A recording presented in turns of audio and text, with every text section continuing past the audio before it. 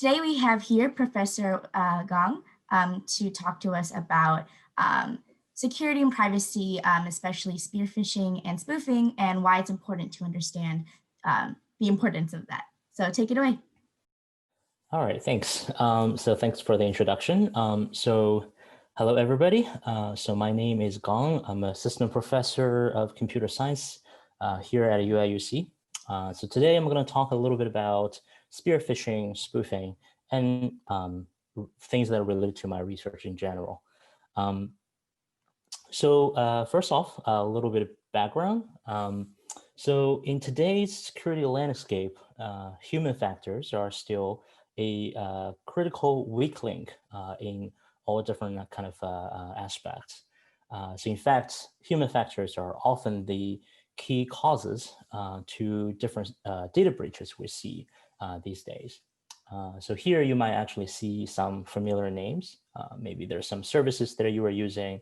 One example I want to point to is TrueBus, which is a service that here locally at Urbana and Champaign, the community have been using for food delivery quite a lot.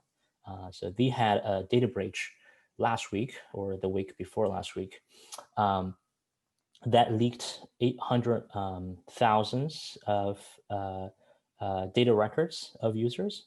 So that's sort of things that affect our community.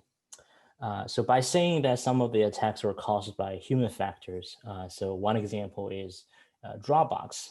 So Dropbox leaked a large chunk of their password database, affecting 60 million users.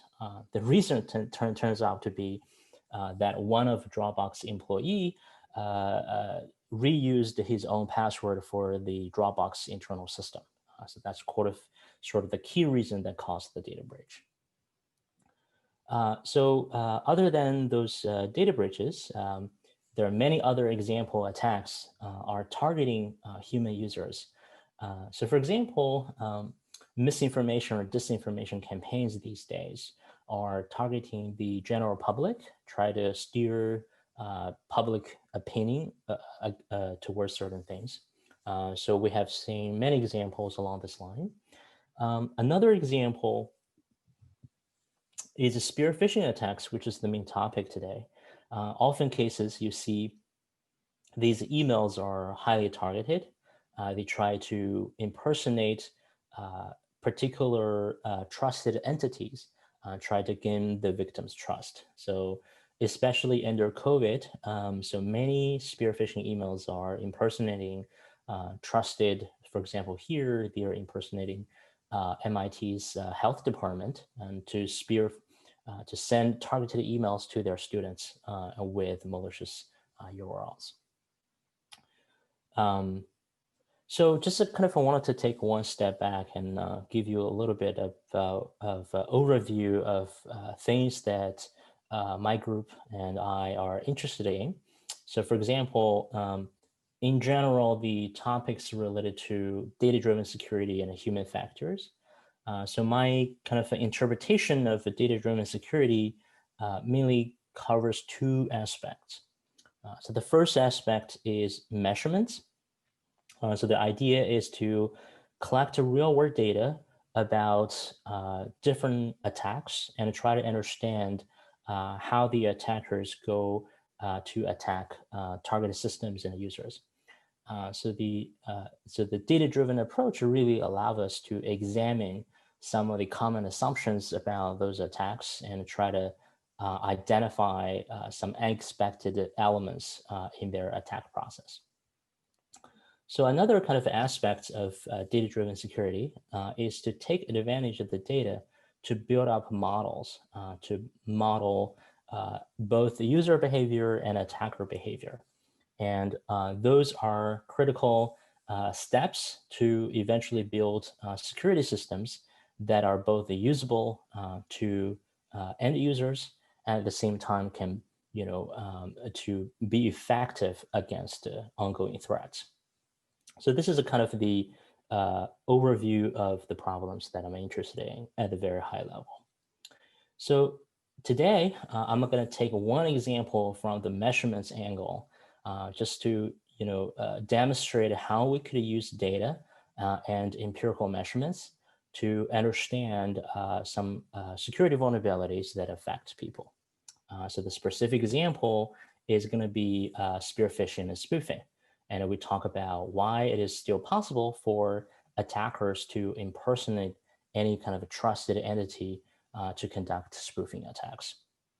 And again, part of the discussion would be about what we can do about it.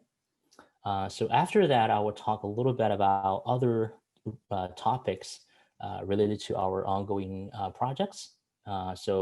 Some of the topics are related to machine learning and data analysis. Okay, now if we can go back to spearphishing. So spearphishing is a growing concern because it plays a very critical role in many recent attacks. In fact, lots of state-sponsored attacks can be effectively traced back to spearphishing. So they're only a few days away from the presidential election. This is actually a great timing to bring back this particular example happened in the last round of election. In 4 years ago, we know that there's a very famous incident happened within the Clinton's campaign.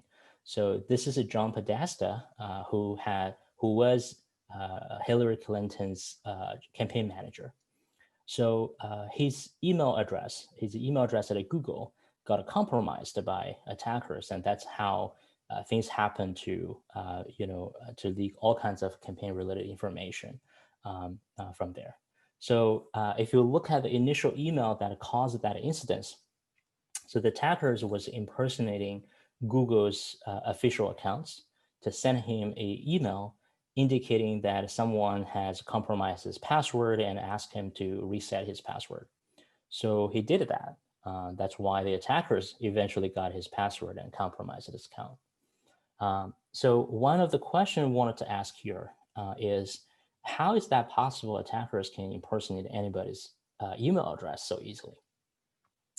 So we did a kind of a quick test just to demonstrate how this works. So Angie is one of the volunteers and officers who works at WCS who contacted me to give this talk about WCS Explore CS series.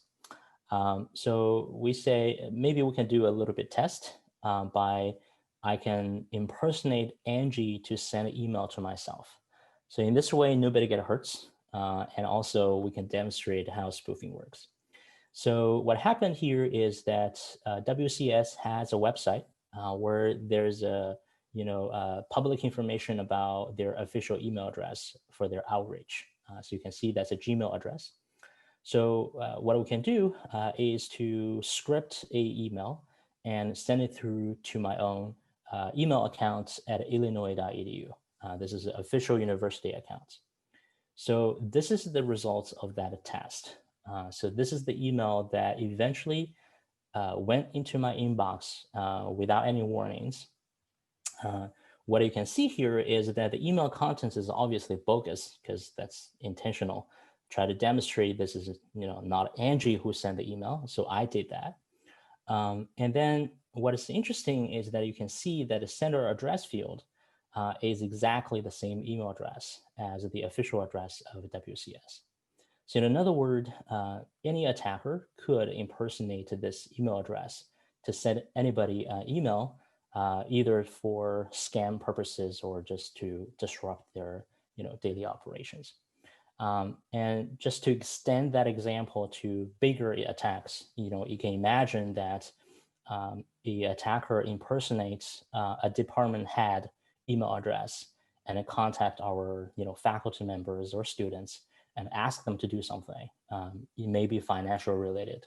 So this could lead to much bigger instances than just kind of play a prank. So with all that said, we established the fact that we could impersonate or basically mimic exact other people's email address. So it's time to look at why that's the case. So if you look at today's email system, it's still based on a protocol developed 40 years ago. It's a very old protocol. It's called SMTP. So when this protocol was first developed 40 years ago, there were no security features whatsoever, because the main responsibility of this protocol is to transmit an email message from server A to a server B, and that's it. So it's a networking protocol. So what happened is here, as the example I showed, a WCS Gmail account send email to a Gmail's mail server, and then it will send to illinois.edu mail server and eventually reach my inbox. This is a normal process. But anybody, see attacker, can modify this mail from field and change to kind of do the impersonation. So in other words, you can just simply modify a field in this protocol and execute, and then the receiver will see the impersonated address. Well, you may wonder, well, this seems to be a pretty kind of a serious problem, given that emails are still the main communication channel for official business operations in many organizations. Well, there are many anti-spoofing protocols developed over the last 2 decades. So, for example, just a little background, SPF is one of the early protocol to detect a spoofing.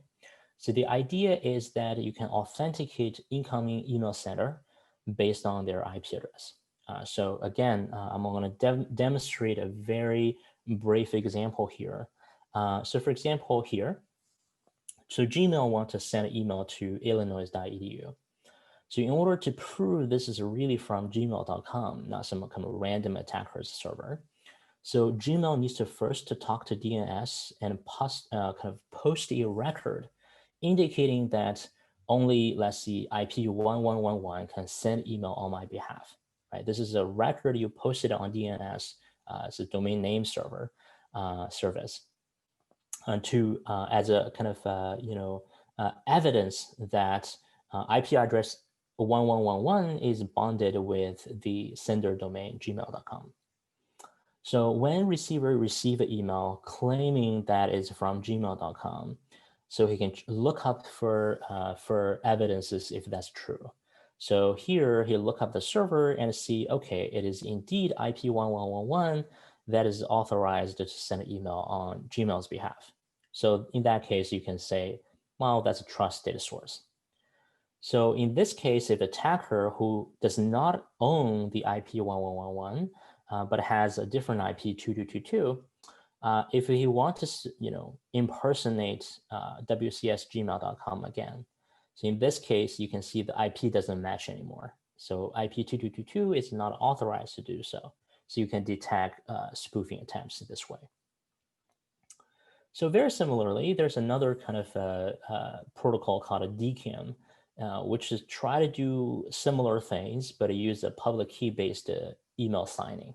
So the sender uses key to sign its email header and content, and the receiver can verify using the public key that this is indeed from gmail.com.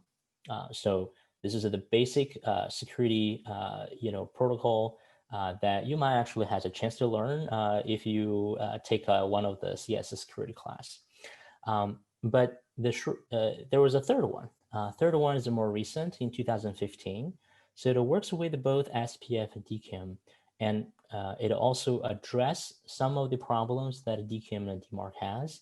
At the same time, it allows the domain owners to publish policies regarding how they want the receiver to handle failed authentications, for example. Again, so these are just a background, and all you need to know is that there are indeed protocols developed and designed to address that problem. The real issue that happens in the real world is that those protocols are not widely used. That's kind of the key issue, because even you have a protocol that sort of technically solve most of the issue of spoofing, but if people don't use it, if email servers don't use it, and then the problem still exists. So in 2017 to 18, so not too long ago, like 2 years ago, we did a quick test on um, top 1 million domain names that are corresponding to servers on the internet, and try to examine how widely those protocols are developed, and try to examine how well those protocols are configured. So here's some kind of rough statistics for you to see. So out of this kind of 1 million domains, you can see the oldest protocol called SPF don't even have a half of the adoption rate. That's the bar is a little bit about 0.4%. Sorry, 40%. And among them, you can see that only a much smaller percent configure their protocol to be a rejection policy. So rejection policy means that if they detected somebody has been spoofing their domain, they instruct the receiver to reject that email. But many domains didn't do that. Many domains configured other options to basically leave the decision to the receiver to handle it. They don't force other receiver to reject their spoofed emails. This is mostly for kind of a safety, well, kind of conservative purposes, because they don't want their emails to be, dropped because other errors. So they just try to stay, conservative. So, leave the decision to the receivers. So very similarly, so DMARC has a much lower adoption rate.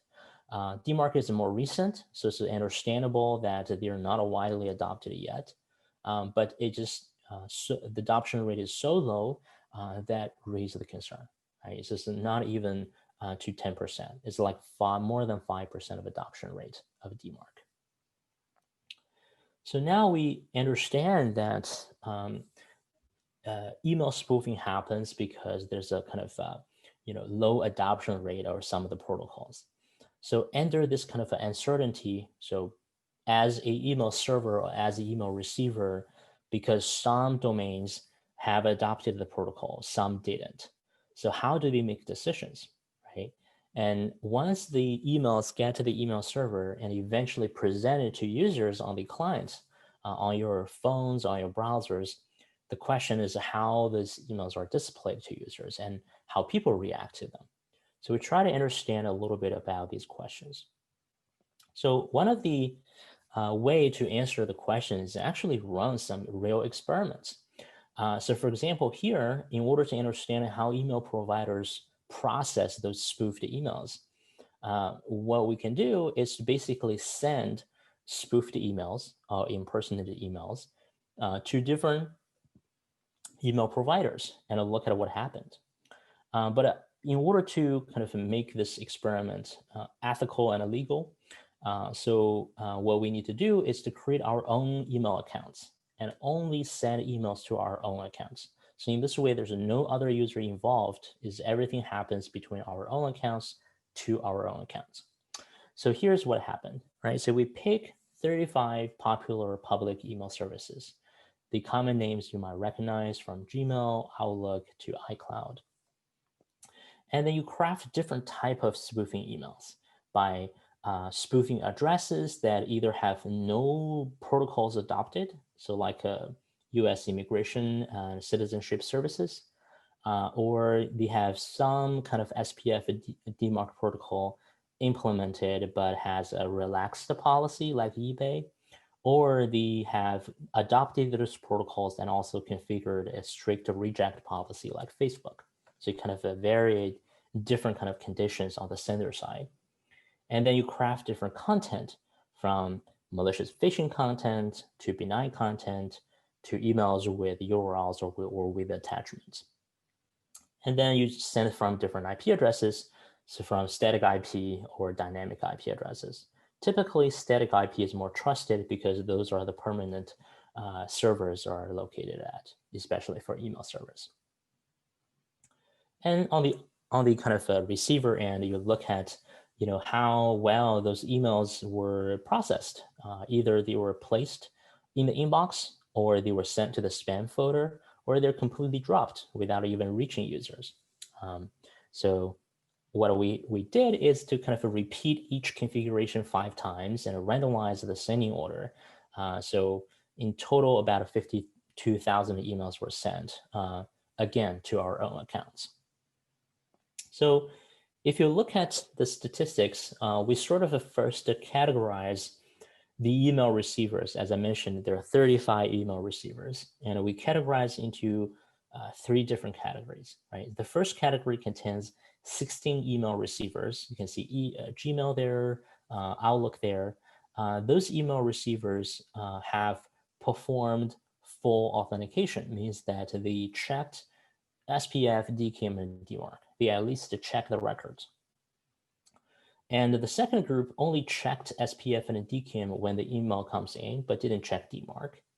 And the third category just didn't check anything. So they didn't validate if the incoming emails has the right authentication data.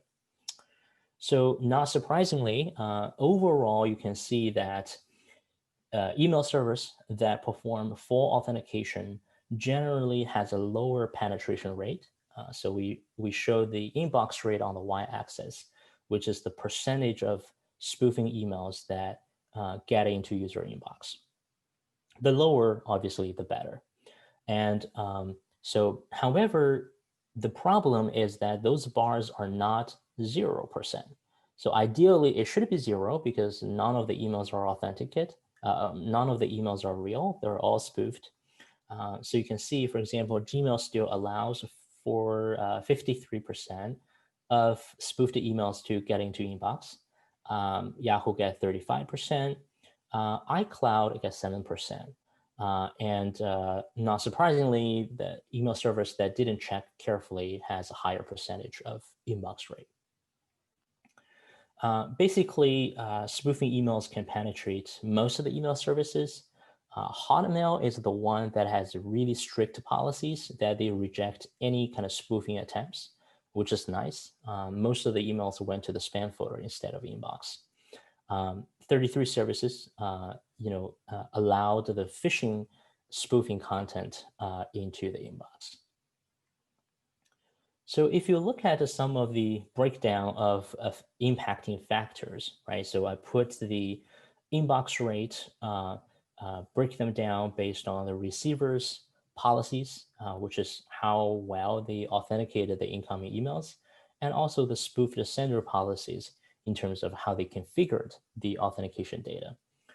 So you can see that, not surprisingly, if the receiver didn't do anything and the spoofed sender address didn't do anything, you have the highest inbox rate, right? So both parties didn't do their job well, so you can easily impersonate their emails and hurt the victim. What's interesting is that, well, this shows that if the spoofed sender address didn't publish the authentication record, it still have a higher impersonation rate or inbox rate. What's interesting is that even if the sender and a receiver have configured everything strictly, it seems that there's still 13% of the emails went in. So that's kind of a surprising result because they have followed the protocol to check the incoming emails, and the spoofed address also configure their record properly. So it turns out that some of the email receivers or email servers have kind of override the protocol by just doing things more conservatively. The reason is that they don't want real users to lose any emails. So if you kind of reject the email just because they failed the protocol, sometimes the failure was not caused by attacks, but caused by some legitimate reasons. For example, mail forwarding or email list, those kind of regular phenomena that will cause errors. So they cannot fully execute the policy very strictly. So other kind of factors are kind of very understandable. So static IP has a higher success rate because it's more trustworthy in general. And what's interesting is that the email content does not play a major role here. because phishing email does not necessarily to contain bad keywords or sensitive keywords. They can write in a very generic way, just like a regular emails, and so that does not trigger too much of anomalies in the spam filter. And then if you look at how the emails are displayed on the client, on your email applications. So what's interesting is that Google actually has already had a warning sign. So there's a little question mark that you might recognize or in your inbox. The question mark basically indicates that the sender address has not been fully verified. There was a service called Google Inbox somehow didn't have that question mark at that time, but we reported the issue to Google and I believe they already fixed it. There are other kind of different warning signs in terms of try to give users some heads up that the email sender has not been verified. So if you see any of these warnings in your inbox, they are often indicating that there are either configuration errors or this is truly a spoofing attempt by attackers. So basically, the takeaway here is that sometimes when people fall in phishing attacks, it might be too quick to blame the users because our system are fundamentally flawed. Even though we have protocols to perform anti-spoofing defense, the protocols were not actually widely used and correctly configured in those systems. So users are not well informed and by the user interface as well when that happened. So the end result is right now, when you receive any kind of emails that claim to be a trusted entity or authoritative group, I think it is just safe to not trust that sender address at all, but it uses some additional channels to verify if this is truly from the source claimed. Again, if it is a critical email. So we also did a user study, but given the time limit, I would not provide further details. If you're interested, definitely go check our paper, which is available in our website. So what this user study does is try to understand how effective those kind of security indicators or warnings to end users to improve their efficacy to identify phishing attempts. So we show that it does has a positive effect. For example, the click-through rate of the phishing URLs are reduced from 48% to 37% with the warning signs on. However, 37%, is still not a very low ratio, which means there's a lot of room to improve users' awareness against this type of attacks. So that's kind of the quick demonstration of the example of one of the study we did. So I wanted to use probably 3-4 minutes to talk about some of ongoing research and just give you a sense of the topics we're working on, and in case if you're interested to do some research, so you can definitely contact us and see if there are available projects. So some of the ongoing projects was related to machine learning. So on one hand, we know that machine learning is used widely these days and it makes decisions that really impact people's life. So from help judges to do rulings in court, to perform medical diagnosis, to help doctors, to financial investments, and even analyze and improve your loan applications or insurance applications. So many of the algorithms works in a black box fashion. Some of the decisions are not readily explainable. So this is one of the issues that raise security concerns. Another issue is that machine learning and these algorithms maybe even weaponized to perform attacks against those decision-making process. So this is definitely one area of interest. Another area of interest is, in order to use a machine learning model to build reliable security applications or applications that are secure, there are other challenges to consider. So one of the things is that machine learning learns to deal with a situation that they have been trained before. So a very kind of a difficult question is, what about new attacks? What about things that they haven't experienced before? This is a very challenging problem. And another thing is to understand the causation of the different errors and different unexpected, unexplainable behaviors. The reason, again, is because machine learning is a black box, and to understand what's going on in a logical way is difficult right now. But in order for those systems to work reliably in practice, this is also needed.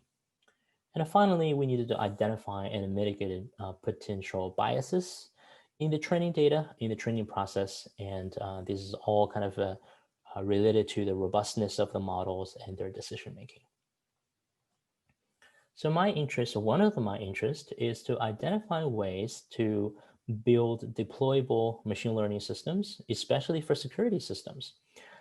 So security systems that use machine learning to deal with the malware, to identify incoming network threats, to analyze the system events to identify intrusions.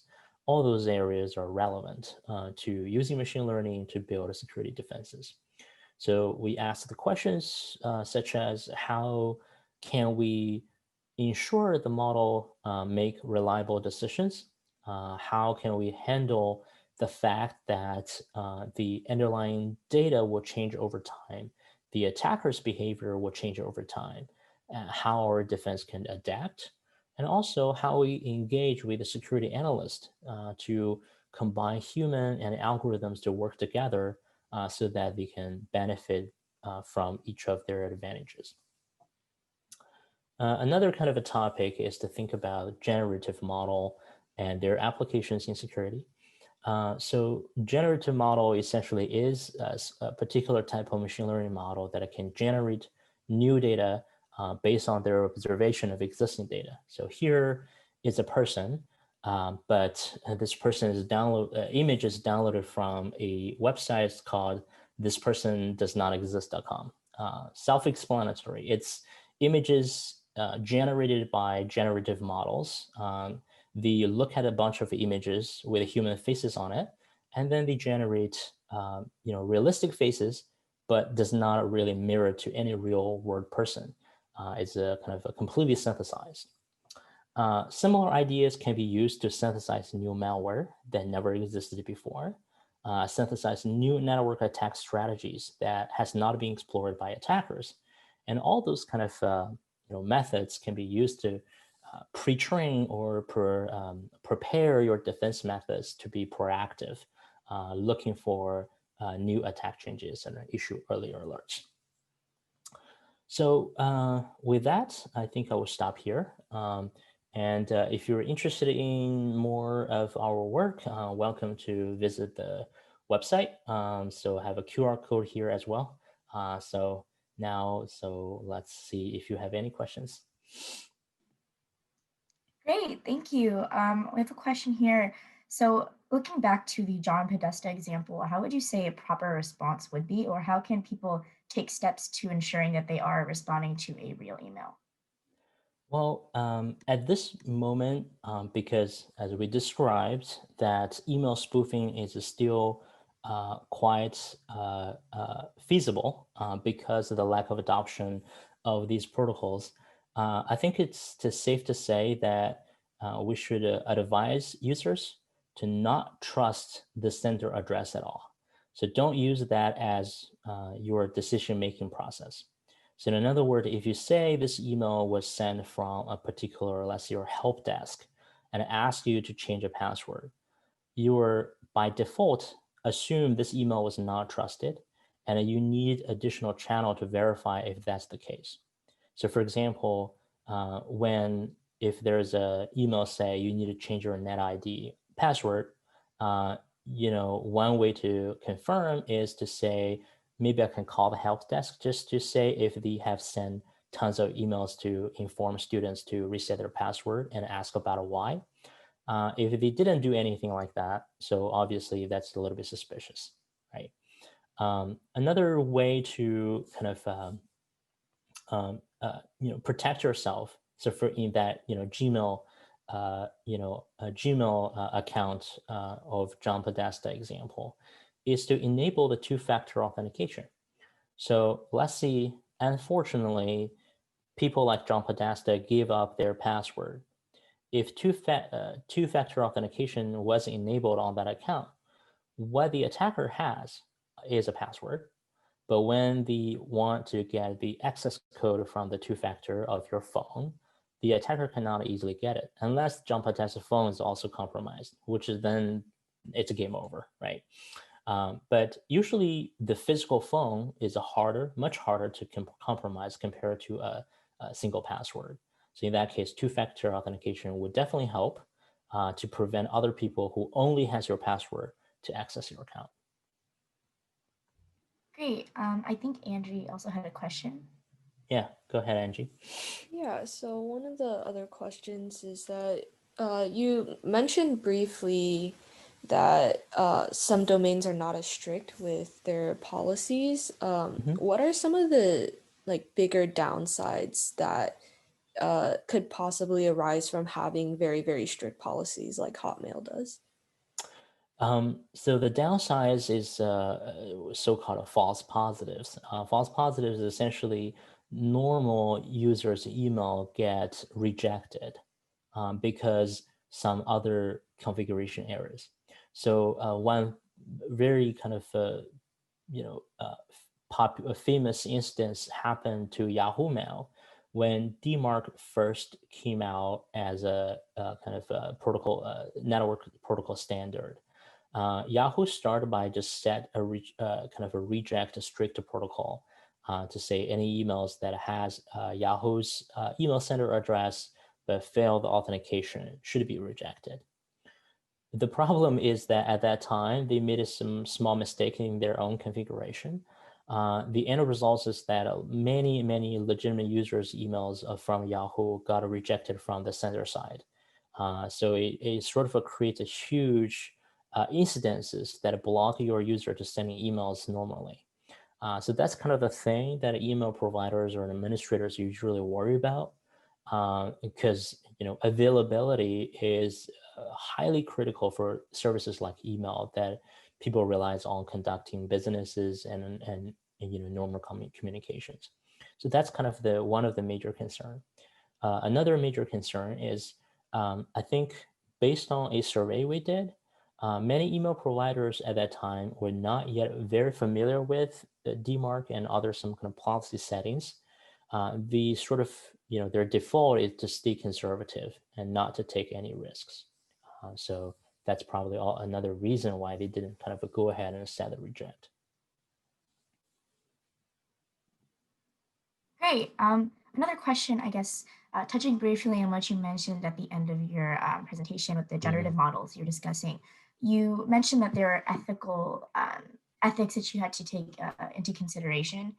What are some moral or ethical constraints with those generative models, if that makes sense?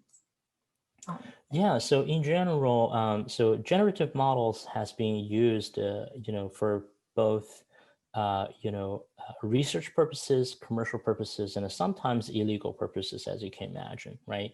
So deepfake is one of the example that has been used, it's a word that has been used widely in the media and social media. Essentially, at the end of the day, is a generative model, right? It's a sort of synthesize other people's faces on top of some target video clips or images, and try to create an illusion that either for entertainment purposes, sometimes for pornography, sometimes for just attacking a authentication system to say, many services like payment services start to use your face as one of the biometrics to authenticate you, prove you are who you are. In that case, you can imagine that those synthesized model generative model can synthesize your face based on some photos you post on social media and start to attack those systems. I think generative model is a tool and a technique. The technique and the tool is neutral. However, their use cases can be both, for good and also for malicious purposes. And this is, we need to draw a clear line. So we definitely shouldn't, facilitate those kind of illegal or harmful usage.